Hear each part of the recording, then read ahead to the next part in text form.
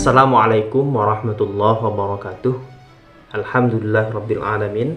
Allahumma sholli ala Muhammad wa ala ali Muhammad.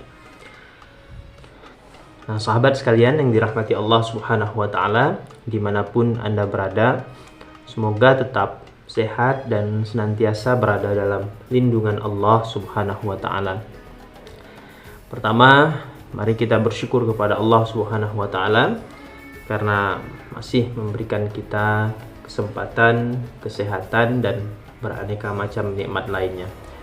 Yang mudah-mudahan dengan nikmat-nikmat itu semakin mendekatkan diri kita kepada Allah dan semakin menambah kadar keimanan dan ketakwaan kita kepada Allah Subhanahu wa taala. Kemudian salawat dan salam semoga senantiasa tercurahkan kepada Nabi kita, Nabi Muhammad SAW, kepada keluarga, para sahabat, dan kepada siapa saja yang menjadi pengikut setia beliau sampai pada hari kiamat nanti. Dan tentunya kita berharap semoga di hari kiamat nanti kita memperoleh syafaat dari beliau. Amin, amin ya rabbal alamin. Nah, sahabat sekalian yang dirahmati Allah Subhanahu wa taala, bulan Ramadan ini adalah bulan mulia, penuh keberkahan, penuh keampunan. Nah, di samping itu bulan Ramadan ini juga disebut sebagai Syahrul Quran, bulannya Al-Quran.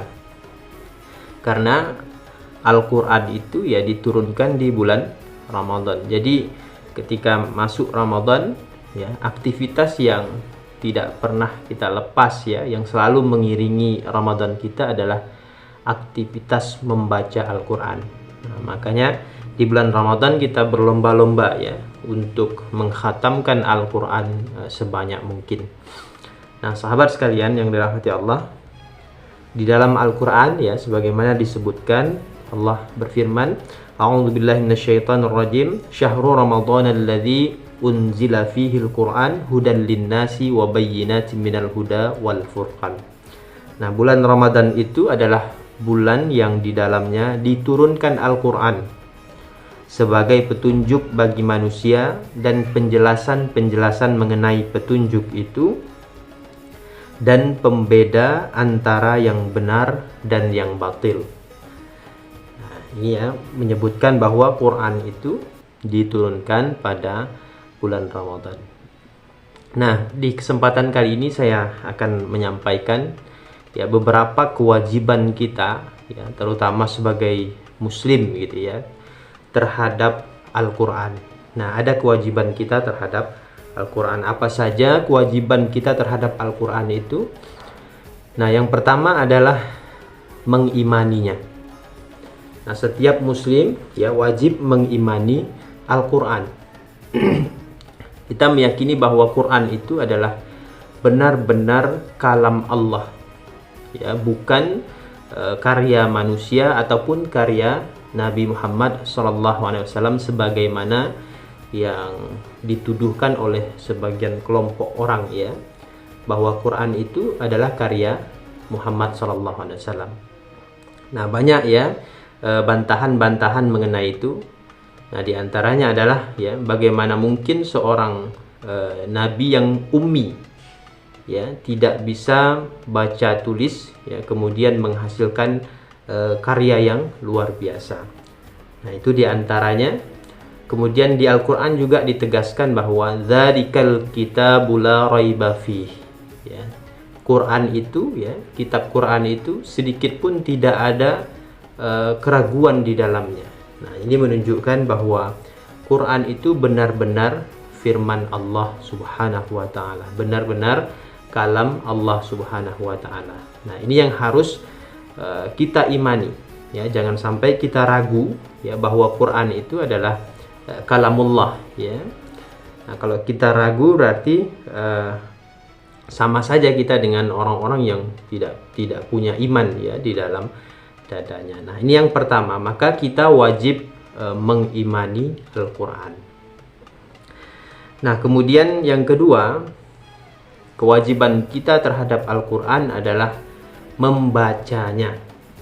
Nah, ini seringkali disepelekan membaca Quran. Kita lihat berapa banyak orang Islam gitu ya, muslim yang tidak bisa membaca Al-Quran, bahkan sama sekali ya tidak mengenal huruf-huruf Al-Quran. Nah, ini satu hal yang ironis ya, padahal kita seorang muslim yang mana Quran itu adalah pedoman hidup kita ya, petunjuk hidup kita. Kalau kita tidak bisa membacanya, nah bagaimana kita akan mengambil petunjuk-petunjuk hidup itu? Maka wajib bagi kita untuk bisa membacanya. Ya, harus ada upaya, harus ada ikhtiar untuk bisa membaca Al-Quran. Ya, karena Quran itu ya secara arti dia adalah bacaan ya, sebagaimana yang dijelaskan oleh para ulama gitu ya, bahwa Quran itu berasal dari kata qara'a yaqra'u qira'atan Qur'anan, yang berarti bacaan. Nah, jadi mau tidak mau kita harus bisa membacanya ya. Kalau belum bisa maka kita belajar membaca Al-Quran ya. Jangan malu meskipun usianya sudah tergolong tua misalnya, untuk belajar membaca Al-Quran ya. Apakah kita tidak malu ya nanti ketika kita kembali kepada Allah ya, kembali menghadap Allah, tapi kita tidak pernah bersentuhan dengan ya kitab suci ini, yang mana dia menjadi petunjuk hidup kita. Nah, nanti bagaimana kelak kita mempertanggungjawabkannya kepada Allah Subhanahu wa Ta'ala. Padahal Allah Subhanahu wa Ta'ala sudah memberikan kita kesempatan ya, usia yang panjang misalnya sampai 60-an, 70-an tahun, tapi tidak bisa membaca Quran. Nah, jangan sampai kita kembali kepada Allah ya, tidak pernah berinteraksi dengan Al-Quran sama sekali. Maka kita telah menyia-nyiakan satu nikmat yang dianugerahkan oleh Allah Subhanahu wa Ta'ala. Nah, orang yang tidak mensyukuri nikmatnya ya, dia termasuk kufur, dan Allah akan memberikan azab ya yang amat pedih ya untuk orang-orang yang kufur ini. Maka anugerah nikmat yang telah Allah berikan itu ya berupa kesempatan hidup ya, mari kita manfaatkannya untuk berinteraksi dengan Al-Quran ya. Paling tidak kita bisa membacanya ya, bisa membacanya dan bisa menghatamkannya ya, meskipun sekali seumur hidup kita ya. Jangan sampai seumur hidup kita tidak pernah menghatamkan Al-Quran. Nah, ini luar biasa ya.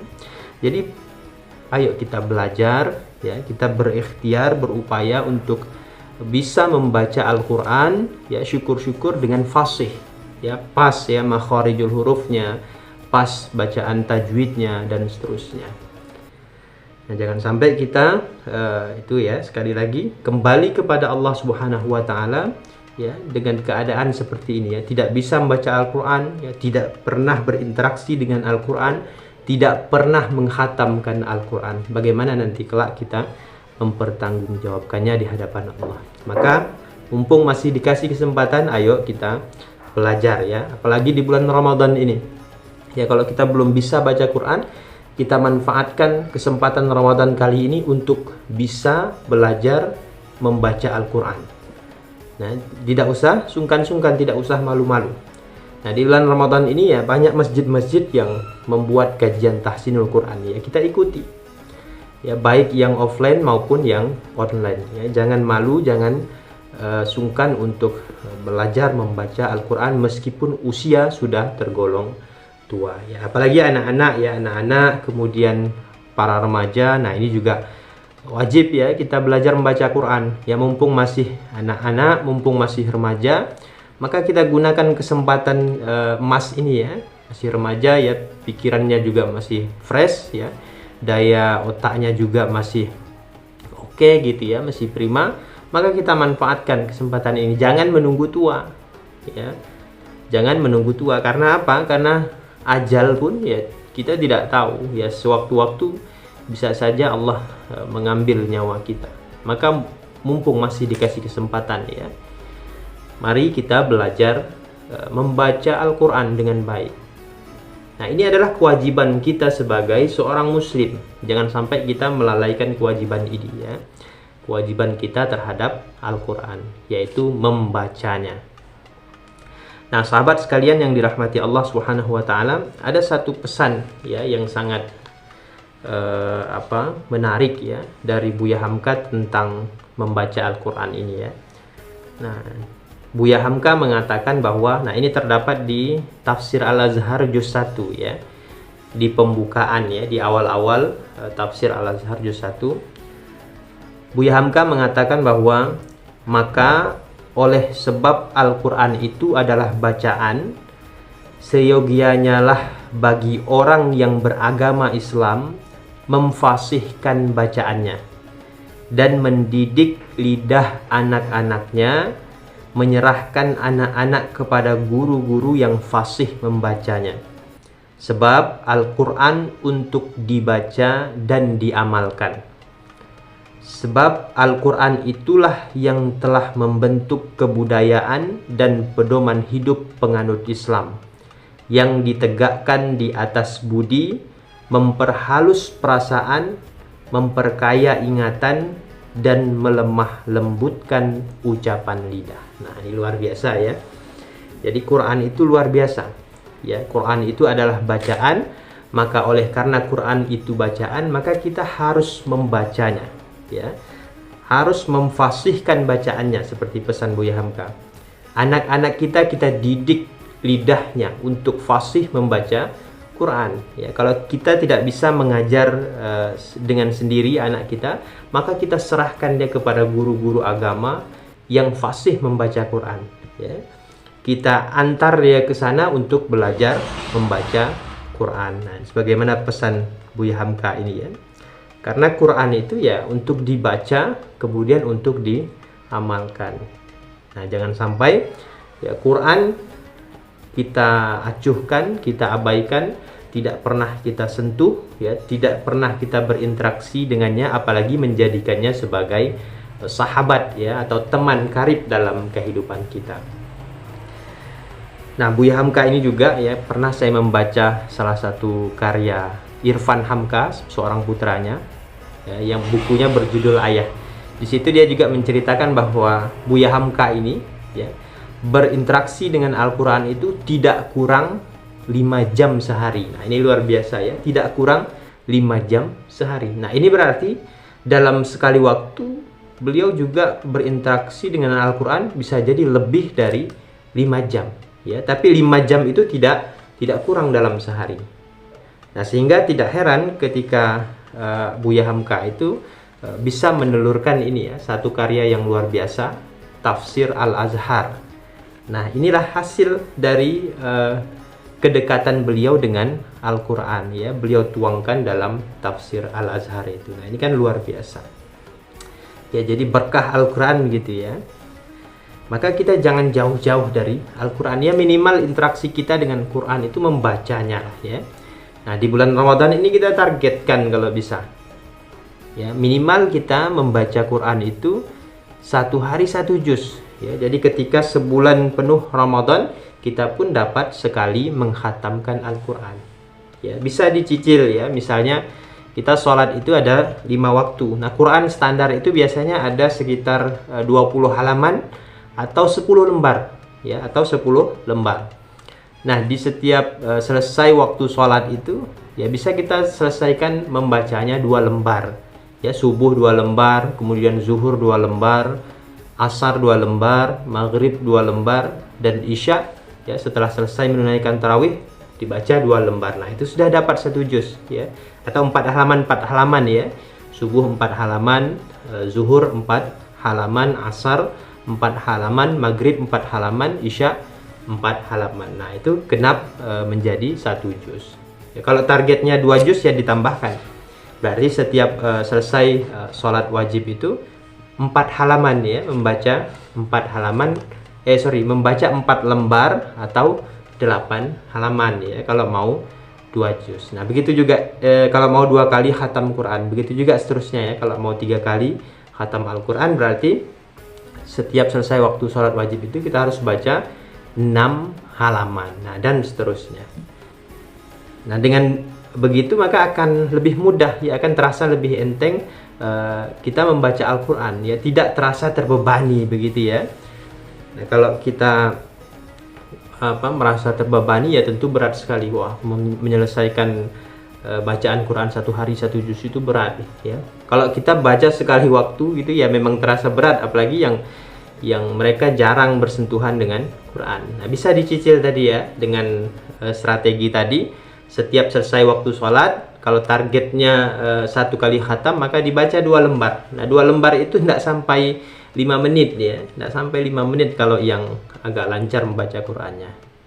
Ya kalau agak belum lancar ya paling 10 menitan lah ya, 2 lembar itu. 10 menit itu bukan waktu yang lama ya.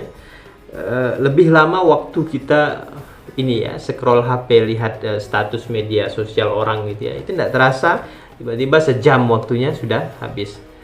Nah, kalau kita manfaatkan waktu sejam itu membaca Quran, itu luar biasa ya. Sudah berapa halaman kita dapat membacanya. Nah, kadang-kadang kita lebih asyik main HP daripada berinteraksi dengan Al-Quran. Nah, padahal Al-Quran ini petunjuk hidup kita ya, pesan-pesan Allah yang di dalamnya terdapat kandungan-kandungan mengenai petunjuk hidup ya dalam setiap aspek kehidupan kita. Nah, jangan jauh-jauh dari Quran. Didik diri kita untuk dekat dengan Al-Quran di bulan Ramadan ini ya. Senantiasa menjadikan Al-Quran itu sebagai teman, sahabat yang tidak pernah kita tinggalkan, yang tidak pernah kita lupakan dalam setiap keseharian kita. Nah, sahabat sekalian yang dirahmati Allah Subhanahu wa Ta'ala, itu yang kedua ya, kewajiban kita terhadap Al-Quran. Pertama, mengimaninya, kemudian kedua, membacanya.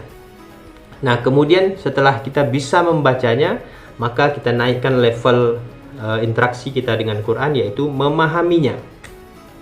Ya, memahaminya tentu saja dengan belajar ya, belajar kepada ulama-ulama yang mereka memang ahlul Quran ya, yang paham Quran, atau kita bisa juga membaca kitab-kitab tafsir Al-Quran. Nah, dalam rangka untuk memahami pesan-pesan Al-Quran itu tadi. Nah, setelah memahami, kemudian kewajiban kita terhadap Al-Quran yang keempat adalah mengamalkannya. Ya, jadi Quran itu harus diamalkan dalam setiap aspek kehidupan kita. Ya, jangan berhenti pada aspek pemahaman saja. Ya, memahami saja tanpa mengamalkannya. Nah, ini tentu tidak akan bermanfaat gitu ya. Tidak akan bermanfaat untuk kita karena nilai-nilai Al-Quran itu tidak kita bumikan dalam setiap aspek kehidupan kita. Nah, kemudian yang kelima, kewajiban kita terhadap Al-Quran adalah mengajarkannya. Ya, kalau kita sudah bisa baca Quran, bisa memahami Quran, ya, sudah mengamalkan Quran, maka kita berkewajiban mengajarkannya.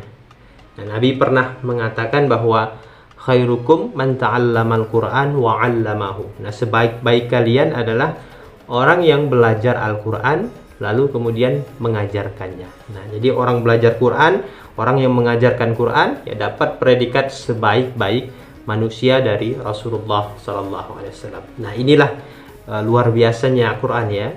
Quran itu bisa menjadi penyelamat kita ya di hari kiamat nanti. Ya, dia akan datang memberikan syafaat kepada para pembacanya ya, para ahlinya.